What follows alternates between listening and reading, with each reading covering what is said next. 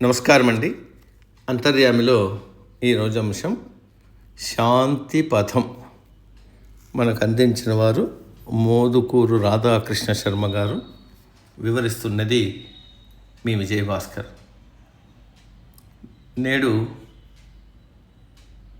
ఉరుకులు పరుగుల జీవన పోరాటంలో శాంతి అనే పదానికి చోటు లేకుండా పోయింది. చీకు చింత లేకుండా ఉండడమే శాంతి అని చెప్పవచ్చు.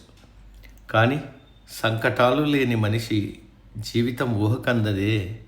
తెల్లారి నిద్ర లేచింది మొదలు రకరకాల ఇతిబాధలు, సంసారం, సంపాదన, సంతానం, వీటి చుట్టూనే సమస్యలన్నీ. కోరికలే బాధలకు మూలాలు అన్నాడు గౌతమ బుద్ధుడు. బాల్యం నుంచి వృద్ధాప్యం వరకు ఎప్పుడైనా కోరిక లేకుండా గడపడం సాధారణ మనిషికి ఎలా సాధ్యం? రకరకాల విద్యలు నేర్చుకోవాలన్న కోరిక, గొప్ప గొప్ప ఉద్యోగాలు చేయాలన్న ఆశ, మంచి పేరు తెచ్చుకోవాలన్న ఆకాంక్ష, సంసారం సుఖంగా సాగిపోవాలన్న ఇచ్చ, సంతానాన్ని వృద్ధిలోకి తేవాలన్న ఆశయం, ఇవేవీ లేకుంటే మనిషి మనుగడే ప్రశ్నార్థకమవుతుంది. అయితే ఈ కోరికలన్నీ ధర్మాన్ని అనుసరించాలి. ధర్మబద్ధమైన కోరిక అత్యాశకు అవకాశం ఇవ్వదు. మనిషి పెరిగే క్రమంలో ఏర్పడే కోరికలన్నిటినీ ధర్మబద్ధంగా సాధించడానికి శ్రమించాలి. దాని ద్వారా కలిగే తృప్తి అనిర్వచనీయమైన ఆనందాన్ని ఇస్తుంది. ఆ ఆనందమే మనశ్శాంతికి దారితీస్తుంది.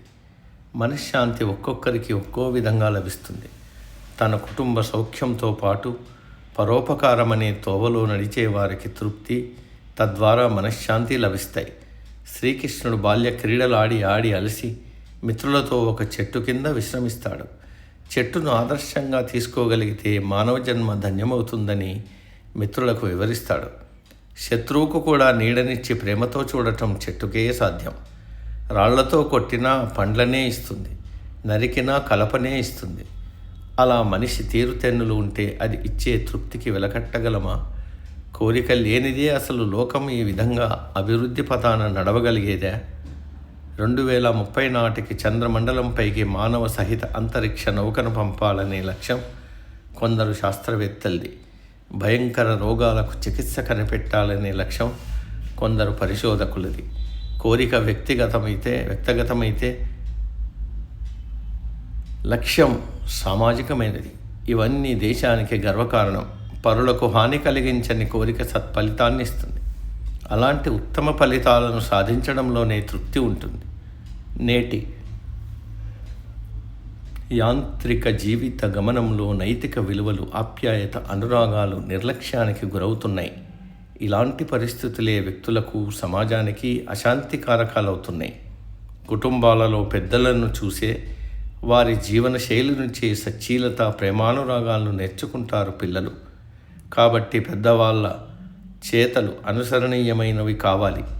తల్లిదండ్రులను, భార్యాబిడ్డలను వదిలి శాంతిని వెతుకుతూ వెళ్ళిన విష్ణు శర్మ అసలైన శాంతి తన ధర్మాన్ని తాను నిర్వర్తించడంలోనే ఉందని ధర్మవ్యాధం ద్వారా తెలుసుకుంటాడు.